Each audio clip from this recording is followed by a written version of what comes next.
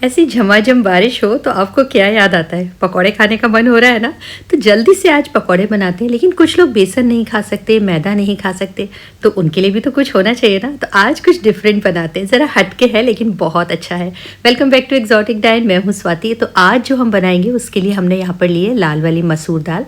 इस मसूर दाल को 2-3 घंटे के लिए आप भिगो दीजिए। अब पानी निकालने के बाद, अच्छी तरह धोने के बाद आपको इसे मिक्सी में चर्न करना है, बिना कुछ मिलाए सिर्फ चर्न करना है। अगर ज़रूरत लगे तो 1-2 चम्मच पानी मिला दीजिए, वरना ये ऐसे ही आसानी से पिस जाती है। तो अब इस दाल को हम एक बड़े बोल के अंदर मिक्स कर लेते हैं। उसके अंदर मैंने यहाँ पे 2 चम्मच चावल का आटा मिलाया है। अब धनिया तो आप डालते ही हैं, लेकिन इसके अंदर पुदीना मैंने बहुत सारा साफ करके रखा है, उसको मिलाया। ज़्यादा सी हरी मिर्च और थोड़े से हरे धनिया के साथ में इसके अंदर मसाले में कश्मीरी मिर्च, लाल मिर्च, किचन किंग मसाला, अमचूर पाउडर, धनिया पाउडर, पिसी हुई सौंफ, नमक और अजवाइन तो ज़रूरी है। इन सबको मिला करके इसको अच्छी तरीके से विस्क करना है। देखिए ये इस टाइम बहुत ज़्यादा थिक लग रहा है, लेकिन इसी स्टेज पे हम इसको थोड़ा सा अलग रख देंगे, क्योंकि आज हम एक तरह के नहीं बहुत तरीके के पकौड़े बनाने वाले हैं। और उन लोगों के लिए भी जो कि फ्राइड नहीं खाना चाहते, उनके लिए भी कुछ अरेंजमेंट है, वो आपको मैं बाद में बताऊंगी।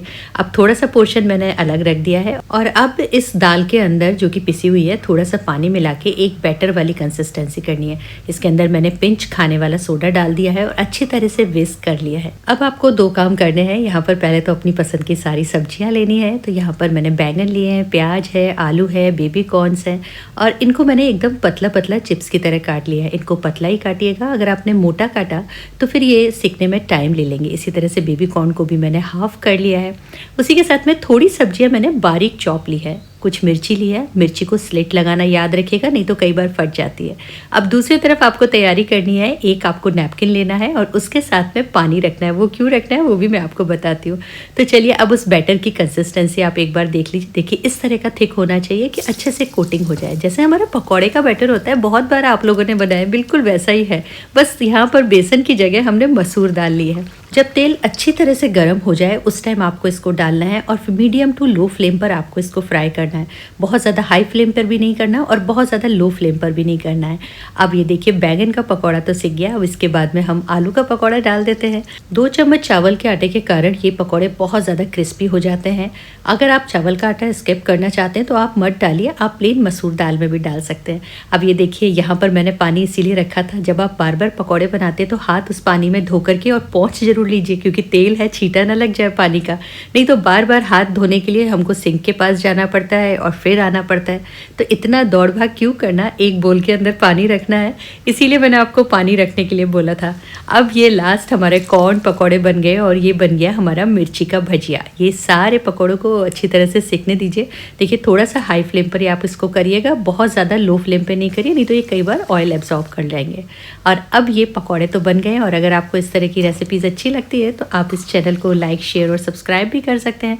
और अगर अपने इंस्टा और फेसबुक पे आप नहीं आए हैं तो आप वहाँ पर भी आ सकते हैं। और अगर आपको ये यूज़फुल लगता है तो आप फॉलो भी कर सकते हैं।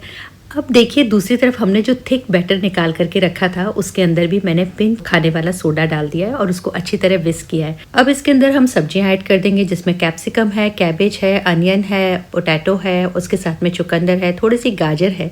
इन सबको मिला दिया। इसको हमने इसीलिए थिक रखा था क्योंकि ये सब्जियां भी थोड़ा सा अपना पानी रिलीज कर देंगी, तो ये बहुत ज़्यादा लिक्विडी हो जाएगा, इसीलिए हमने इसके अंदर पानी नहीं मिलाया था। अगर अब आपको ज़रूरत लगती है तो आप पानी मिला सकते हैं, लेकिन इसमें बहुत ज़्यादा पानी मिलाने की ज़रूरत नहीं होती, ये थोड़े थिक ही रहेंगे। बस अब इनके छोटे छोटे से, मोटे मोटे से, जैसा आपका मन करे पकौड़े निकाल दीजिए। और ये देखिए इन पकौड़ों को भी हम सेक लेते हैं। इनिशियली हमको हाई फ्लेम पर डालना है और उसके बाद में इसको मीडियम फ्लेम पर हमको फ्राई करना है।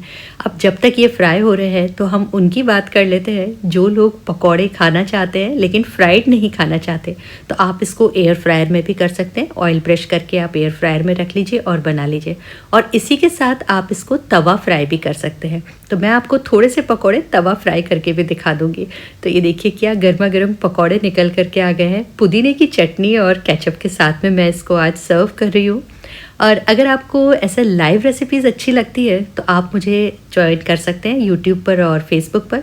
मैं आप लोगों के साथ में लाइव कुकिंग भी करती हूँ। अगर आपको लाइव कुकिंग देखना पसंद है तो आप बेल आइकन दबा दीजिए, तो आपको जल्दी से नोटिफिकेशन मिल जाएगा। अब ये देखिए, इस पकौड़े को मैं आपको उठा के दिखाती हूँ, कितना क्रिस्पी और बढ़िया पकौड़ा बना है। जो लोग मैदा बेसन डाइजेस्ट नहीं कर पाते, वो लोग इस पकौड़े को बहुत आसानी से खा लेते हैं। इसमें दाल को भी भिगोने की बहुत ज़्यादा देर ज़रूरत नहीं रहती है, 2-3 घंटे के अंदर ये दाल बहुत आसानी से भीग जाती है। और इसके साथ ही खास बात देखिए आप, ये बहुत ज़्यादा रीज़नेबल पड़ते हैं। सिर्फ 1 कटोरी दाल हमने भिगोई थी और उस 1 कटोरी दाल से ढेर सारे पकौड़े बन जाते हैं। तो ये रीज़नेबल होने के साथ साथ डाइजेशन में भी ईज़िली होता है। तो यहाँ पर ये पकौड़े तो बन गए, आप देखिए ऊपर से क्रिस्पी और अंदर से एकदम सॉफ्ट। यही तो होना चाहिए अच्छे वाले पकौड़े में। अब हम थोड़े से तवा फ्राई पकौड़े भी बना लेते हैं। तो उसी बैटर के अंदर हमने बैंगन लिया है और उसी के साथ प्याज आलू लिया है और तवे पे थोड़ा सा ऑयल लगा करके इसको ढक करके रख दिया है। थोड़ी देर बाद इनको हमको फ्लिप करना है, वापस हल्का सा ऑयल ब्रश करना है और वापस ढक देना है। आपको थोड़ी देर में पता लग जाएगा, ये ऊपर से क्रिस्पी हो जाएंगे और अंदर से वो अच्छी तरह से कुक हो जाएगा। ये देखिए ये पकौड़े भी बन गए हैं। आप इन पकौड़ों को पकौड़े की तरह भी खा सकते हैं और साथ में आप इसे साइड डिश की तरह भी सर्व कर सकते हैं। जैसे हम खाने में साइड डिश लगाते हैं वैसे भी आप लगा सकते हैं। इसी तरह इन तवा फ्राई को आप फ्रैंकी के अंदर भी रख करके रोल बना सकते हैं, तो ये आपका रोल भी बन जाएगा। मल्टीपर्पज़ है, आप एक बार टेस्ट करके देखिए। अब देखिए इतनी झमाझम बारिश हो रही थी तो मैं तो ये पकौड़े लेके हवा में बैठ करके खाने वाली हूँ। अब अगर आपको इस तरह की रेसिपीज़ अच्छी लगती हैं जो कि थोड़ी सी हटके हों और टेस्टी और हेल्दी भी हो, तो आप एक्सोटिक डाइट को विजिट कीजिए। यहाँ पे मैंने बहुत सारी चीज़ें आपके साथ शेयर की हैं। Thank you so much for watching.